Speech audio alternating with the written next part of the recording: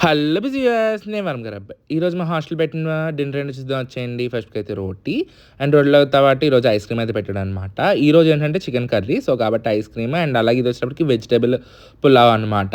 And అలాగే దాంతో పాటు వైట్ రైస్ అండ్ అలాగే దాంతో పాటు రసం అనమాట. అండ్ చాలామంది అయితే కామెంట్స్ పెడుతూ ఉన్నారు.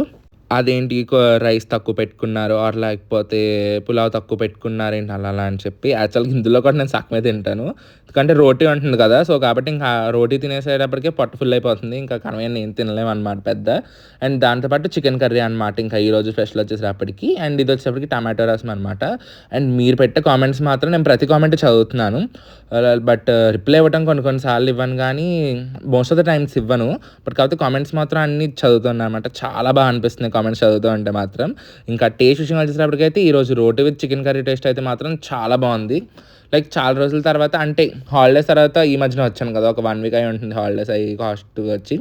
వచ్చాక తిన్న బెస్ట్ మీల్ ఏమన్నా ఉందంటే చికెన్ కర్రీ మీలే అనమాట. చికెన్ కర్రీ చాలా బాగా చేశాడు ఎందుకో ఈరోజు మా హాస్టలోడు. టేస్ట్ బాగా కుదిరింది. అండ్ అలాగే దాంతో పాటు ఈ పులావ్ టేస్ట్ కూడా బాగుందనమాట. తినేటట్టు అనిపించింది. అండ్ వైట్ రైస్‌తో కూడా బాగుంది టమాటా రసం. సో, ఇంకా ఈ రోజుకైతే ఇంతేనండి మరి. నెక్స్ట్ వీడియోలో కలుసుకుందాం. అంతవరకు బాయ్. Subscribe for more. వెళ్ళే ముందు వీడియోకి లైక్ చేసేయండి.